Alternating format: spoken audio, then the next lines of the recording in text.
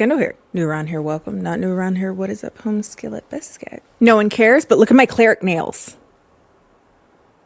Should I be wearing these? Absolutely not. One, because my hands are incredibly dry, but also because my nail beds are falling off. They're better than they were before. Oh my God. Don't yell at me. Stop. I also bought mimic nails, and they have a monster on them. I'll show them later. Speaking of monsters, so for better or worse, I am a fan of a true crime documentary, particularly about how some normal, often medium ugly, if not downright ugly man ruins the lives of everyone around him. I don't know. There's something about it. It feeds me. I think I like it when I'm particularly needing something chaotic to keep my real life calm and boring, but sometimes you need mess to keep you out of shenanigans. We get bored. Well, mess isn't the right word because this man is, again, a literal criminal. I think it serves in many ways the same functions as like watching Filipino drama. Speaking of which, people have been asking me whatever happened to the unmarried wife video I did like 3 years ago. It got taken down. It's blocked. Sorry. But it makes me angry in a cathartic way. And I think that's part of the reason why so many people, especially women, have a morbid fascination with true crime, particularly fraud true crime that mix into like relationship true crime. Could be anyone that you date. And that's the horror of it and also the fascination of it. You know what I mean? So somebody recommended this documentary to me because I did my video on worst ex ever and worst roommate ever, but worst ex ever is particularly similar to this. Today we're talking about Don't Date Brandon, a 3-part docuseries about the winding road of mayhem a dude named Brandon sent the world on before finally and rightfully ending in a jail sentence that should have been a lot longer and should have happened way before this. There's something also about his name being Brandon that feels right. It's just some guy that ruined so many people's lives. Just, ugh. Also, Don't Date Brandon. Great title, by the way. It's like, oh, why shouldn't we date Brandon? Much like Worst Ex Ever / Roommate Ever, ultimately could be subtitled Going to the Police for them to say, why don't you do it yourself? We won't do anything unless you're already dead. So prepare yourself for that. And I watched it. I showed it to a friend of mine. And at this point, it's just like, what am I supposed to do with this? You know the drill. We bring it to YouTube. So sit back, relax, watch this ad, and then we'll get into that is Don't Date Brandon. Send it away, ad roll Kenny.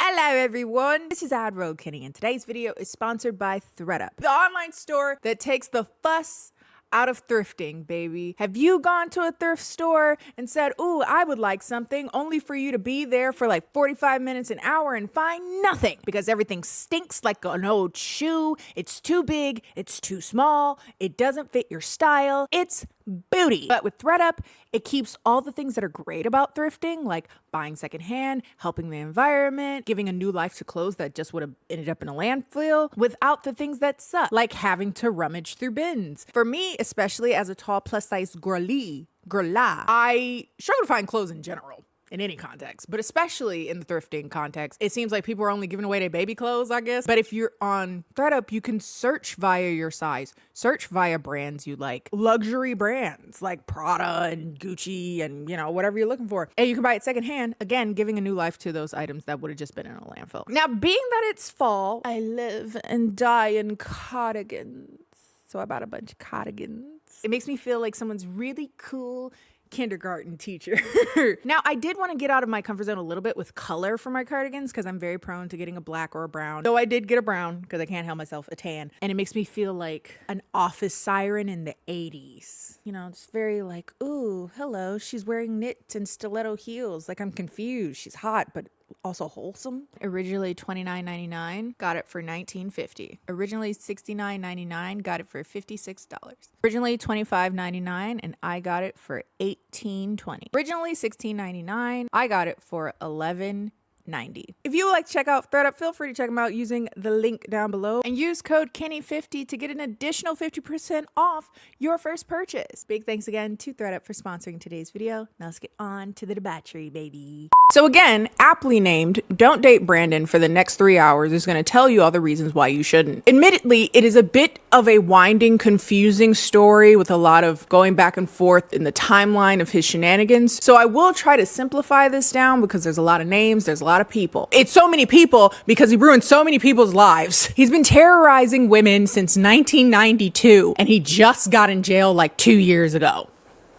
So here we go. It initially starts off as something as simple as a cheating douchebag who was living a double and triple life, but it devolves into DV, harassment, stalking, assaults of all kinds. Also a little smidget of white collar crime, which, though not surprising, was an interesting touch. But if any of those things are hard for you, definitely viewer discretion is advised. Being that this video will not show nearly as many clips as the actual documentary though, maybe it will be easier. Again, use that up to your discretion. Now, like I said, there's a lot of moving parts and people involved, but in an effort to streamline things, I think there are 3 main women you need to know about. There's Amber, Athena, and later in 3rd episode, a woman named Rachel. There are more, but to streamline, definitely think of those people. Rachel, Athena, Amber. Episode 1. The Brandon in question is immediately described as, quote, having it all. Brandon was the full package. And throughout the docuseries, this seems to be what explains, or is supposed to explain to some degree, why so many women were enthralled by this man. And I'm not trying to be funny or ugliest, lookist, but I think that man is hideous. All the women are talking about like he had it all. He was nice looking, he was attractive, he was smooth, he was tall, 6'3". They bring up being 6'3" a lot initially as like a major component of why women are attracted to him, but then later to show how that's actually really a concern because he's big and muscular and tall. So if he's gonna be violent or at all an issue, that's not a good thing. I think the height is the main reason why people gave him so many passes, the height and being somewhat muscular, because if you look at him, the always look like he's sucking on something sour. He looks like he is constantly eating a warhead on the brink of tears. My knee-jerk thought was that he always looked like he's smelling a fart, and I felt like I was getting gaslit. And it wasn't just like these first 3 women that we're talking about. It was so many women throughout this documentary are like, he had it all. He was so attractive, tall, he was muscular, and he had a nice job. And I'm like, damn, do I have eyes? Like, what the f? But okay. But we start the series off particularly with a woman named Amber. So Amber and him would meet in 2013 off of a dating app, presumably Tinder, when she was in her mid-30s. She's out of another relationship and she's really at that place where she wants to settle down. And it's not that people haven't met loves of their lives off of Tinder, but I'm always deeply surprised when they do. You know, I'm all for happy stories, but this isn't one of those. So I know I talked about worst ex ever. I think there's a lot about this that's worst ex ever, but also who the f did I marry adjacent? Because spoiler, there's a lot of lies that go on throughout this, but I digress. So they talk online for about a month, and eventually she would take the 3.5-hour drive from Portland to Seattle to see him in person, which is crazy to me. I ain't driving 3.5 hours to see anyone, especially some that I don't know nobody else. You want me to drive to him? Okay, whatever. But again, Brandon was apparently very witty, very charming. He was a divorced single father who had shared custody with his ex-wife, Athena. And their daughter's name is used throughout the documentary, but as I understand it, she's still underage, or like she's barely an adult. I don't know. I don't feel comfortable saying her name, so I'm gonna call her S throughout the video. But yes, his ex-wife Athena also had a daughter from a previous relationship named Alexis, who they interview throughout the documentary, and she's an adult now, so she had some experiences with him. They all did. But I think it's important to recognize that pretty quickly a few things happened. One, they got engaged. They got engaged within 6 weeks of meeting each other in person. Apparently, just while they were at a bar, he brought out a ring and she's like, oh my God. And I'm like, bitch, that don't scare you? That don't cause you pause? Okay, why do people do this? I can really like a person. Maybe even start to feel like I feel something close to love in 6 weeks. You don't fall deeply in love. Love is something that grows with knowledge and time and understanding and stuff, but you can feel the inklings of love, I think, in 6 weeks. Getting engaged to be married?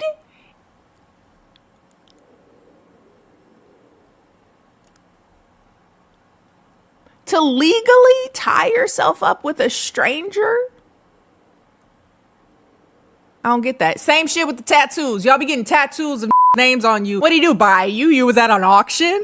The f So yeah, they would get engaged very quickly. Another thing that would kind of be a factor quickly in their relationship is that she decides to move from Portland to Seattle. Basically, she gave up everything, her job, her friends, her stability, to go move with him to Seattle. But a week before she moved to Seattle, she got a dreaded, "Hey girl" message from a woman. "Don't come to me as a woman, Lord.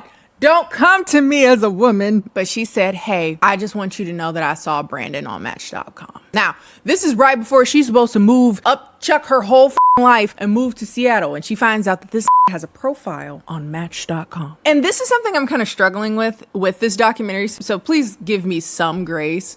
But Amber is a very unlikable victim to me, and I'm sorry, I don't say that flippantly. I argue, maybe I shouldn't even say that at all, but I think there is something to be said that you can be unlikable and a victim. She is that, because I feel like a lot of her decisions that she makes in this beginning half in particular are rooted in desperation, but also misogyny. I found myself saying like, oh, I don't want to victim blame. I think I can say, wow, you a dumbass, and say that he shouldn't have did all this shit. You get what I mean? I don't know. I'm struggling. Have grace for me, please. Thank you. Anyway, we'll go into the story. You'll see what I mean. Okay. Anyway, so she just found out that her got a whole other thing on Match.com. And my knee-jerk thought, again, have grace for me, please, was, yeah, you don't notice he's a stranger. You got engaged after 6 weeks and you moving your whole life, your whole existence to another. Oh, girl. And you saying you gonna get married to him. You just want to get married.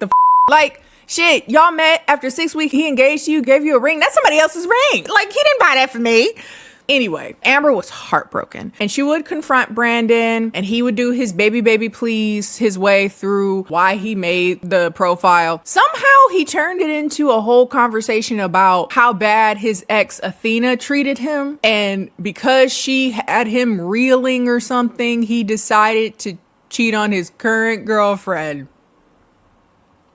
What? I don't know, maybe this is just the editing of the documentary and how they did this, but what does your ex being terrible have to do with you making a Match.com? And so he's like, I'm hurt and I'm trying to love again, and he cries and he bleeds, and unfortunately Amber forgives him and makes the trip out to Seattle.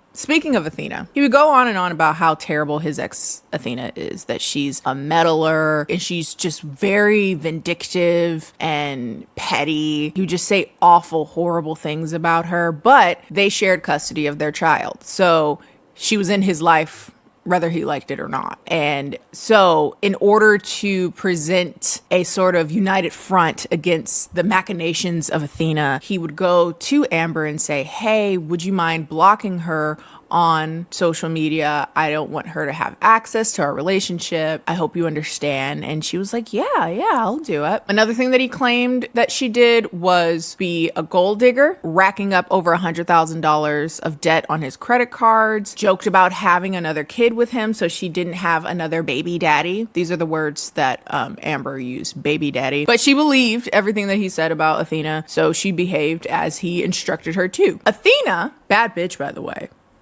He had a type. He likes pretty women. He likes a very particular type of woman, though. I can't put my finger on it. They all were like skinny with big titties. I guess I just put a finger on it. Athena would learn from Brandon that he's now dating a woman seriously named Amber. And being that that is the case, she wanted to meet Amber because she would be around their child. And that's very reasonable. So she invited her to one of her after school events. And at that point, Amber was very cold to her, very off-put. And Athena figured correctly that he had coached her to keep her distance away. So they didn't really have a lot of interactions because there was antagonism between them that Athena couldn't fully put her finger on. Now, from Amber's point of view, she understood Athena as someone who was constantly badgering Brandon, calling all the time, crossing a lot of boundaries, wanting to step more and more into their relationship. He would get calls at all hours and he'd be like, oh God, it's Athena. Being that she was meddling so much, it got to the point that Amber said, maybe we do better if we move back to Oregon and have some space in this co-parenting relationship because this is really not good.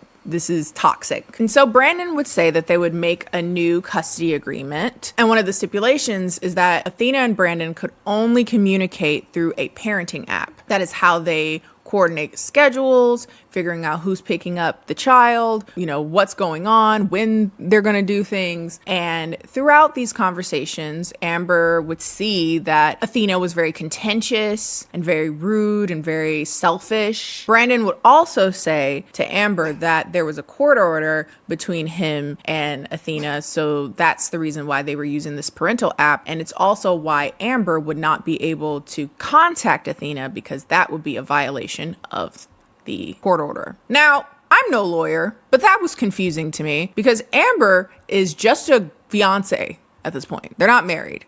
So what legal standing is there for your fiance or girlfriend to not be able to talk to another person? Even if they were married, that would also be confusing. Like, what legal standing is there, considering Athena doesn't really know Amber? She wouldn't have made a court order to have her not talk to her. You know what I mean? Something's fishy there. I'm no lawyer. I just ask questions. Amber and Brandon would get married in 2017. Soon after getting married, Amber would kind of talk about the marriage being this beacon of commitment that she was really wanting from him, which is interesting because, again, they met 4 years prior. He was cool with getting engaged, but he wanted to wait 4 years to get married. Interesting. And it seems as though she had to beg him to the altar. She was like, I really wanted this commitment from him. And it's like, you had to beg him to get married, but he proposed to you when you didn't expect it 6 weeks after y'all met? I'm just asking questions. I'm a little confused. But right after the wedding, she would get a message from a woman saying, hey, I think I saw Brandon with my friend. I think they are dating. She would send a picture of Brandon and the friend, and this friend's name was Avery. When confronted, he would say that Avery is just a girl that he knew from high school. They reconnected at a reunion for high school, and she's been stalking him ever since.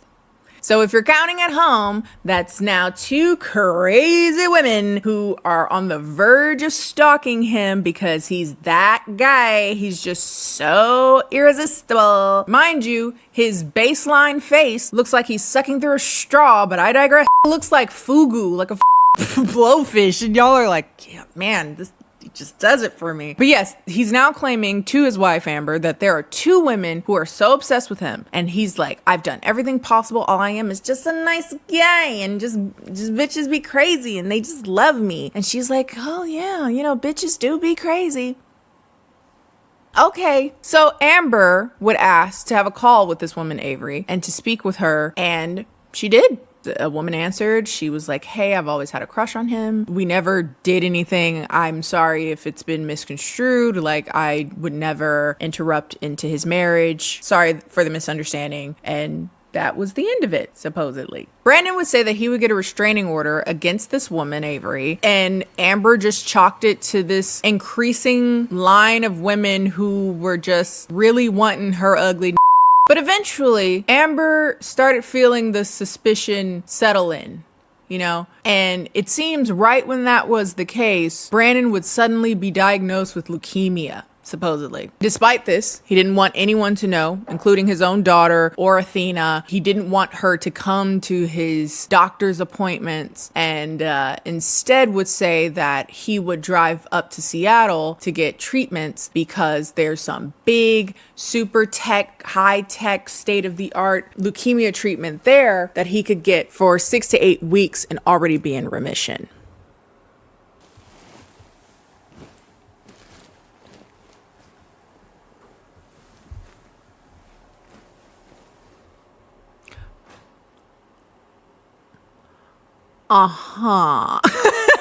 Okay, but again, that would result in him having to stay up in Seattle for 6 to 8 weeks. But as far as Amber could tell, he did seem to be struggling with something. He would lose weight very quickly. He lost like 40, 50 pounds. He was violently vomiting, and he would chalk that up to the side effects of the treatment. So as far as she knew, like, oh, okay, maybe he's just like, doesn't want to appear weak or something, that dumb shit that do. Okay, but something wasn't sitting right with her. And so Amber would go to Avery, that girl's Facebook. And again, they had a phone call where she said, I'm sorry, I didn't want to impose, yada, yada, yada. But if that were the case, why was she recently posting a bunch of like flirty photos with her and Brandon on Facebook.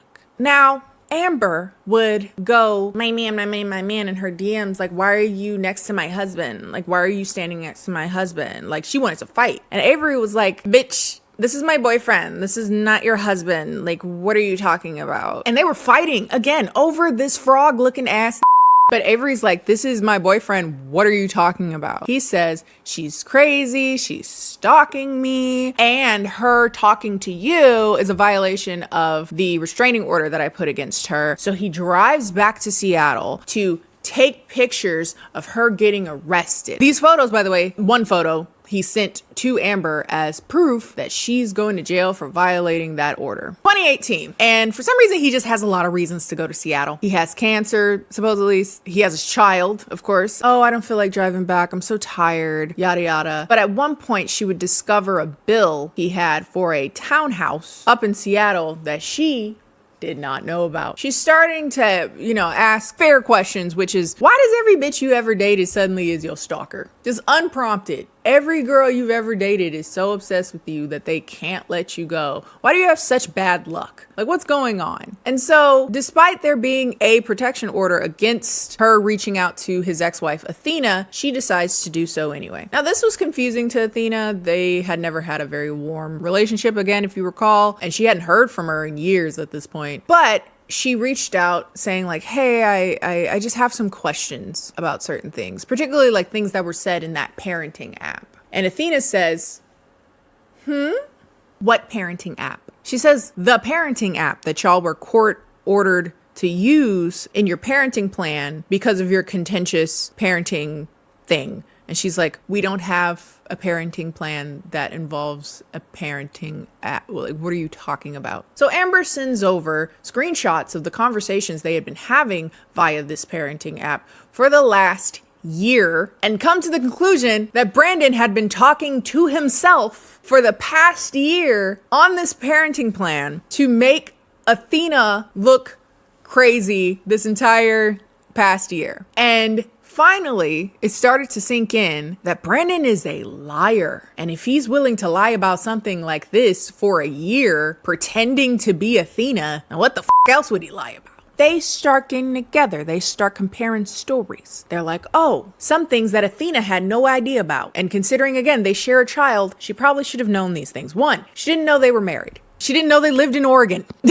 She said, I didn't run up his credit cards like he said I did for $100,000. He didn't have a credit card as far as I knew. They also realized that he had been lying about his job. He said he worked at one of the Nike headquarters, and that would result in him having to go on a lot of business trips, particularly on private jets. And he would send all these photos of all this cool, upscale, super rich shit to them, and they would realize that these are all photos from the internet. He said that the reason he and Athena were broken up was because she cheated on him. And she said, no, it is not. The reason we broke up is because he cheated on me, amongst a lot of other things. They would also find out that Avery, the stalker that was going to jail, was just his girlfriend in Seattle, and she did not go to jail. That photo was also from the internet. He was also making his daughter S lie about the girlfriend Avery. He would take the child with him to go commit adultery, which unfortunately is very common from what I understand. And there's so many ways that he has traumatized this child in particular, and we will get into that over the next few episodes.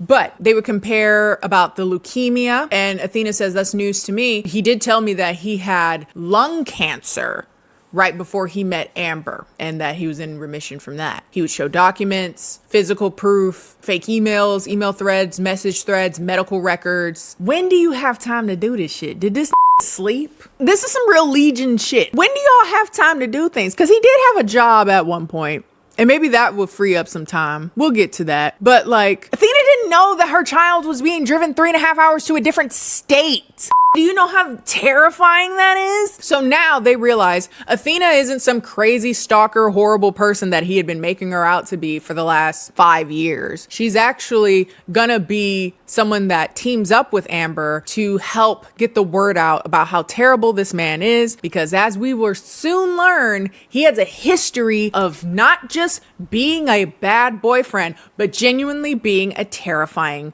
stalking criminal. And neither of them knew it was that bad. Like, that bad. Let's go a little bit into his first marriage with Athena, because now that we know that he had been lying about a lot of stuff, what really was their relationship like? So they met in 2007 and had their child pretty much immediately afterwards. They got married in 2011, and apparently things were pretty bad throughout the relationship. He had a weird, contentious, competitive relationship with her child, Lexus, the one that she had from the previous relationship. He wasn't a attentive or loving father to his stepchild. He was weirdly abrasive and critical. And this would cause a lot of fights with Athena because she noticed that it didn't seem to just be they weren't super close. It was that it was pointed and malicious. Their final straw was when she found out that he was cheating on her. And when they were getting closer to separating, that's when things got much more concerning, which tends to be the pattern of DV situations. It's so frustrating when people are like, why don't you leave? When people say, why don't you leave? They really don't consider that if you were unsafe in the relationship, odds are the most dangerous time is when you're leaving. It's totally reasonable to be cautious and plan out your escape if at all possible. So off. But he refused to move out, got very belligerent, started punching holes in the walls, threatened to hang himself off of Lexus's playset in the backyard. He trapped her in the home, stalked her, called her a whore online, lied to their daughter S that Athena was the one that cheated on him. And that caused some strife between Athena and S because S didn't trust her anymore. She didn't respect her and she didn't know what to do, Athena, because she felt like to say, no, your dad did all of this would just put the child in the middle. And she was just so disgusted that he would put her in that place. He spent a lot of his time brainwashing her, the child. That's particularly icky. Ooh, not icky. That's f***ed up. He needs to get his ass beat. Honestly. Anyway, back to Amber. She goes online and posts something vaguely on Facebook along the lines of like, be careful who you marry, and bitch, the floodgates opened. A bunch of women came up to her and said, hey, I have dated your or am dating your. And a lot of them had various stories of him being a stalker, needing to get restraining orders against him. And so Amber starts to look into his criminal history, and she found so many women dating back from when he was 19. At this point, this man is in his like early mid 40s. You've been a menace since 19. But spoiler, he was a menace before that too. You've devoted your entire life to being a menace. And no one stopped him because they're like, here's a piece of paper. Yeah, I'm sure that'll stop a bullet. Unfortunately, and this is one of those things that frustrates me about Amber in particular, despite learning all of this shit, seeing it in black and white, all this paper, knowing that he had lied to her now about having a girlfriend, lied about parenting thing, lied about his entire relationship with Athena, and hearing from these people saying this man is dangerous, she still said, I didn't think he'd do it to me. I really didn't think that he would ever do something like that to me. Do you see what I mean? I don't want to victim blame, but also there's something innately misogynistic about that thought process, no? It's like these other bitches. You feel me? I don't know. Anyway, episode 2. That was all episode 1. Yes, that was all episode 1. Okay, so Amber would file for a divorce, and Brandon, as you can imagine, didn't take that well. And one day, while they're trying to be adults about this, they're in person, and she would get messages from the women who said that they had dated him or are dating him. And one of the messages was one of the like, I love you, please forgive me type texts that he had sent to Amber the night before. So he was just copy and pasting the I love you, please take me back text messages to all these women apparently. And so Amber starts to read those messages aloud in front of him, and he gets irate, blaming all of this, I guess the dissolving of their relationship, on that bitch Athena. Is Athena fault that you texting people? How the is everything Athena fault? What am I missing? Anyway, he would then threaten to kill himself if she didn't stop reading the messages with a knife in the kitchen, and would bar her from leaving the house. But eventually he's like, if you leave, I'm going to kill that bitch Athena, and then I'm going to kill myself. And so she leaves. She goes to the police, and For once, they do something. They arrest him and charge him with unlawful imprisonment and threatening to kill Athena. There would be a court hearing where Amber and Athena would be asked to testify against him, and in the lobby of the court, he would get belligerent and they had to bring in a bunch of police officers, which probably doesn't look great for your case you're doing there, buddy. But okay. So because of that, both Athena and Amber were able to get 5-year restraining orders against him, which I'm sitting there like, only 5? That's a first grader. I can only be away from him for a first grade level of time. Also, spoiler, it doesn't do shit. If anything, it emboldened him. Amber tells a story of how he had like flagged her down on the side of the road, and I don't understand why she stopped, but again, I'm trying not to victim blame, but there's a lot of stuff that happens that I'm just like, why are we doing this? I don't get it, and that's okay. I'm trying to be open. But anyway, she pulls over, rolls down the window, and then he tries to kiss her. And she's like, what the f? And then he kisses her on the forehead just to show that he doesn't give a f about a restraining order. Because of course he doesn't. He's been a menace since the dawn of time. Speaking of which, we meet another one of his exes, a woman named Dee. Again, he has a type. Skinny with big titties. They met right before his first wife. She had a restraining order against him in 2006. She would describe a very similar setup to their relationship. He would love bomb her. Everything would go very quickly. And eventually she would break up with him, and that's when things started escalating. He would stalk her, obsessively call her, showing up and threatening to kill a date she had because he accused her of cheating on him with him. This woman is interesting because years later, she would end up talking to Amber and Athena about his behavior to give more credence to this is the type of person he is. He would find her in person, now 10 years post them dating, threaten to show revenge porn of her. And the only time he left her alone is when she threatened to call the police. And I'm like, goddamn, where do you find the time? Stalking seems like a lot of energy and a lot of focus. How the f do you stalk every woman you've ever dated? When do you go to work? When do you have hobbies, bitch? So again, now that all these women are coming together to talk about how dangerous this man is, one would think, if they didn't know any better, that the police would do something about it.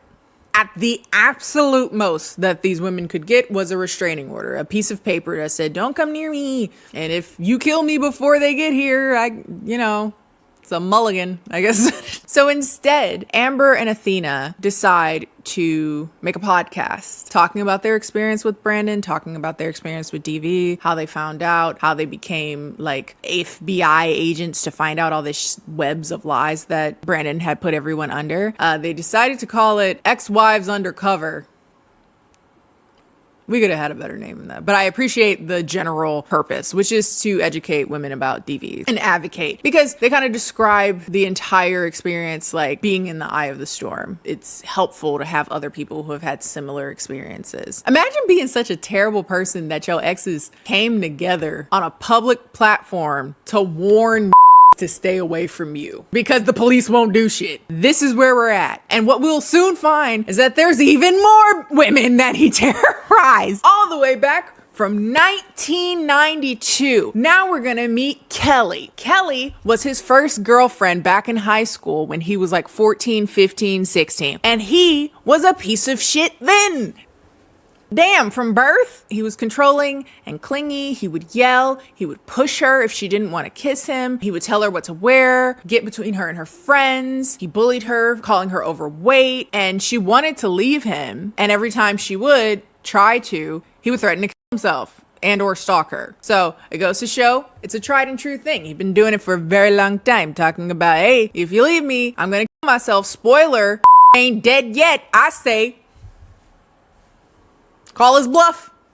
I'd like to see you do it. I'd like to see you try. This is how you've gone about your entire life and you still here, bitch. All the times you supposedly gonna kill yourself, you should be dead by now. But Kelly would also get in contact with the podcast. And this is where they realize, again, this is behavior that has permeated his entire life. It got to the point that girl, her parents had to like put cameras outside because he'd be outside in their backyard and shit. Maybe my approach to parenting would be different because I feel like, why is no one, I guess if, as a minor, you don't want to go out there and beating his ass with a bat. But if you doing adult criminal shit, I might have to beat your ass like you're 18. Like, I don't know, go home. You need therapy and someone to take you in. It ain't gonna be us though. weirdo. Eventually, Brandon would be made aware of the podcast from his friends or something, and as you can imagine, that didn't sit well with him. He would get incredibly litigious about it, file a cease and desist, a temporary restraining order against them to shut down the podcast, but that is all protected speech, so it didn't go anywhere. So instead, he started making profiles on like Twitter, one of which was called men_against_abusive_women, where he would claim he was a DV victim advocating for men's rights against abusive women. Jesus. I'm not here to poo-poo the possibility and the idea of a man being a victim of domestic violence. I think it's actually very common, but men don't see it that way because they're men and they're conditioned to not see it that way. But one, that isn't a DV victim. And two, I do notice that whenever a man brings up DV against men, they only do it to undermine the violence against women. Instead of like advocating for male victims, it's mostly be like, cause these bitches are getting away with being violent too. And it's like, it's transparent and disgusting. F off. After that legal thing failed, he started to try to get illegal restraining orders to stop Amber from being able to see his daughter S, which fell through as well. And around this time, Amber and Athena are just like, okay, you are filing a lot of lawsuits. That is incredibly expensive. Where are you getting this money from? He was well off. He made a good living, but he wasn't this well off. So what's going on there? Well, spoiler, this is when we get to the embezzlement. That's right. On top of all this shit about being a shit romantic partner, he was also a right collar criminal, which personally, as far as offenses go, I think is not admirable, but I get it. F the system. Anyway, how he did it was f***ed up though. Another woman would come up to Amber and Athena and they would make it known that he had been making fake IDs. And this kind of leads into, there's a whole other aspect of his criminal record that we couldn't find until we found this fake ID. That is when they find out that he has currently 13 felony charges for theft from his employer and that his sentence was pending. Yeah. So in 2018, he had a cushy job at HTC, and one day someone from the finance department noticed some strange contracts and a request to increase recruitment fees from some random fake sounding company. Come to find out, that company belonged to Brandon. He was pocketing the money as a recruiter and forging his own mama's signature as the CEO of the fake company. Yo mama? Yo mama? So they call him in for a meeting, legal, at HTC. And they were like, hey, do you know who this woman is? And he's like, no, I don't know who that is, even though it's his mother. So they show social media evidence that they have that this is your mother. And he's like, oh, yeah, she like changed her name. Long story short, he gets fired. And as they continue to look through everything, at the end of it, they'll discover that he had embezzled nearly $400,000. $400,000? So they go to the police because they're like, God damn, that's a lot of money. And then he gets charged in 2019 for 13 felony counts. So now all of these women, all the way back from 1992 to 2018, are all together in a group chat. They have formed a coalition. They have unionized. And one calls Athena saying that she has a ring video of Brandon, allegedly, slashing her tires and cutting her brake lines. There would also be evidence that he was stalking said woman with his daughter, S, in the backseat of the car.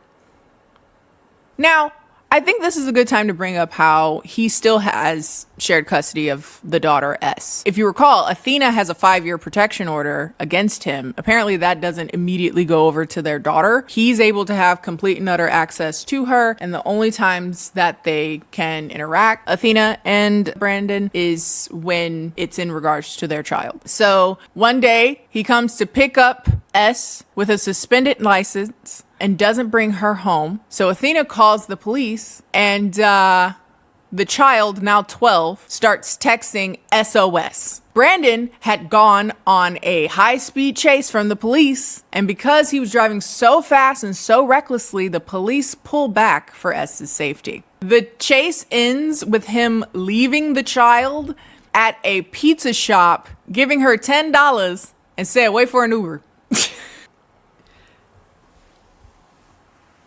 Episode 3. So after all this bullshit, Brandon would flee to California, where he would start dating another woman, Rachel. So things would start off really well, as they often do. Rachel seemed really excited about her new relationship. She would tell her friends about her new relationship. They were excited for her. But while out with her friends, Brandon would start raging that Rachel was dancing with another woman on the floor of the club they were at. He barged into the woman's bathroom, started tweaking because she disrespected him, quote unquote, by dancing with this girl. He threw a glass and left. Now, that's bad enough. But again, this is in front of her friends. So they're all like, what the was that? What the was that? Brandon was able to gaslight her into thinking the whole situation was never as big as it actually was, that he didn't throw the glass, he dropped it, and da. Also, somehow, as usual, this is her fault instead of his. Eventually, the Ex-Wives podcast would reach out to Rachel, finding out that he's in California and terrorizing someone else. And they're like, hey, for your safety, we need you to know the type of you dating. He would go on this whole sob story about how his exes are hurt because he did cheat on them, but that was his past and he is a new person now, and they're mourning or they're grieving and they're hurt from a person that doesn't exist anymore. So unfortunately, she stays with him, but as they do, things get progressively more controlling, but at that point it's so hard to get out. But with the support of her friends, she is able to decide to leave him, and at that, he would lose his shit, as usual, blaming one friend of hers in particular that was not a fan of him. So what he would do, he would stalk her, key her car twice, and slash her tires. The friend. This isn't the ex-girlfriend. This is the friend. He would also put a GPS tracker under her car. The friend. And so the friend is like, hey, what the is this? And apparently Rachel would send a picture back that he had also put one under her son's car. So of course, they go to the police. They can't prove it's Brandon. All they can do is take a report. They couldn't charge him with stalking. Oh, don't you just feel so safe? I feel so safe. Protect and serve. Love. Eventually, he would start texting Rachel in the midst of get-togethers she would have at her house with her friends. Like, he would text her as if he was a part of the conversation, but he wasn't there. And so that's when they realized, oh my God, he had bugged something. Her phone, her car, something. Come to find out, he had put a camera and a listening device under her bed, tying it with her hair ties. So Amber and Athena would recommend she install cameras all over her house, inside, outside, because unfortunately, the way the justice system works, they're not going to look into anything. They're going to make you get your own evidence for your own victimization. So get and those cameras would catch that he would go sneaking into her home, peeking in her windows, breaking into her home, turning off her cameras, which is particularly scary because they show them cameras. And I'm like, ooh, that's like, ooh, I don't like that. So she reached out to law enforcement and they didn't know where he was. So get call us when you die. So Brandon tries to kidnap her while she comes off of a late shift at work. He had the whole kidnapping bit. He had the van, zip ties, the works. And the only reason he wasn't successful is because her friend kept trying to call her and it was making so much noise. I guess he was like, it's drawing too much attention. I let her go. Now, part of the reason that she had to do the whole camera thing is that in order to get a restraining order, especially in California, the burden to present evidence that you're being stalked is on the stalkee. And if you are granted a protection order, you have to serve him in person. Either you or someone you know has to serve him in person. So love that. All that protection. I love it. We have so much in place for that. Even in the midst of her having a restraining order, Brandon breaks into her home, climbs a ladder, and essays her. All of which is caught on camera. They don't show the assault in the documentary, but they show all the other stuff. And that harrowing. Whoa.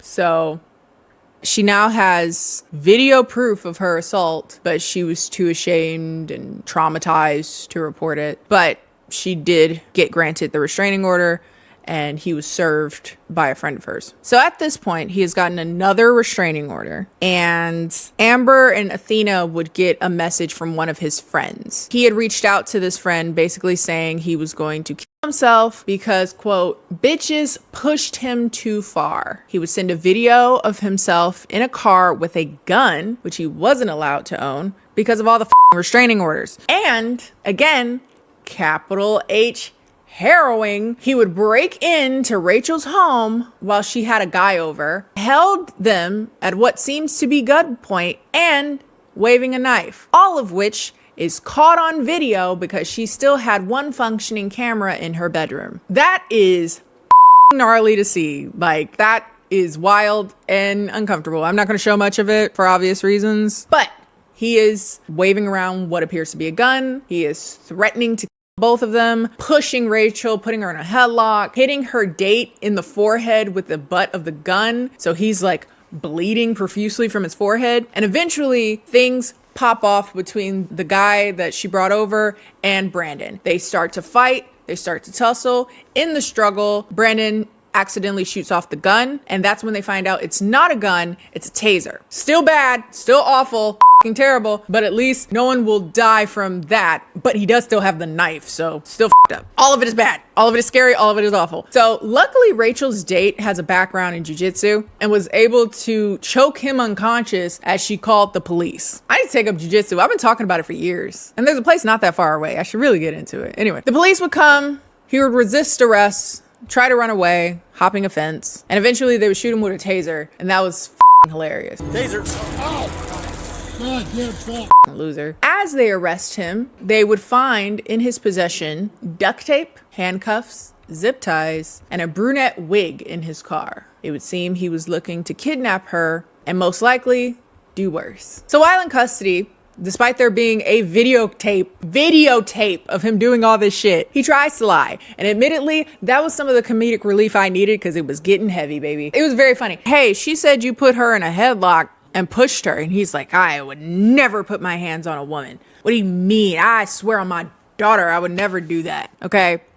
So what about the tracking device under her son's car? Well, she asked me to do it. Okay. There was a camera under her bed. She liked to hear herself during sex. So you didn't push her. Nah, I would never, on my daughter, I would never put my hands on a woman. Okay, we have it on video. And so they start playing the video, and he's like, I don't want to see it. I don't want to see it.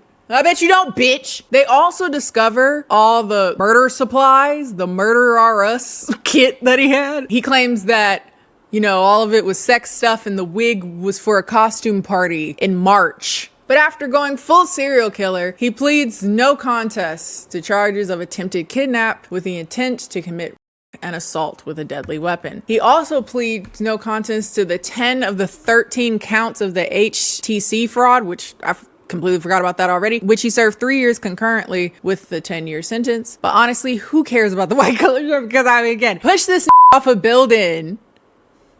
And now he has a lifetime registration on the California Sex Offender Registry, but is eligible for parole in 2027. Not that long from now. After harassing woman after woman after woman after woman after small child girl in high school in 1992 when he was also in high school. And he got at most 10 years for that one time things almost got murder. This place.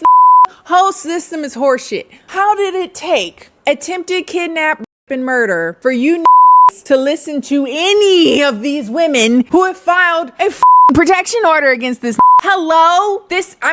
That's always the thing that sends me over the edge. I'm always on it. Donkey on it. But over is really when women, again, are doing all the things they're supposedly supposed to do if they end up meeting a dude like Brandon. And they're like, yeah, we can't do shit until you're already dead. So, like, get on that. I hate it here. I really do. I miss when it was just about him being a cheater. But it escalated so quickly. I guess what we learned more of the story, he can still be ugly and be 6'3". Don't get engaged 6 weeks after meeting. A that says that all his exes are stalkers and crazy was the issue most likely. And the police coming straight from the underground. And if you need to make a group chat with all of his crazy exes, it might help you. I don't know. I hate it here. Anyway, If you like this video, like it, whatnot, follow me on my social media, Instagram, Bluesky, both of which are KennieJD. Big thanks again to ThreadUp for sponsoring today's video. Check them out using the link down below and feel free to use my code for 50% off. People love sending me documentary requests in the last few weeks because there's been some doozies coming out. There's this other one that's about this dude that was making just like lip sync videos in 2020, and he was like a young 19-year-old boy, and he got a following of nothing but obsessive, aggressive middle-aged women. And that sounds like an interesting one. That's a twist on the genre. I might have to watch that one. Oh, also, I guess I'll watch the new season of Beauty and Black. We'll see. It's the first half of it out. It's gonna be just as ass as all the other ones. But yeah, I'll see you guys next time. Bye.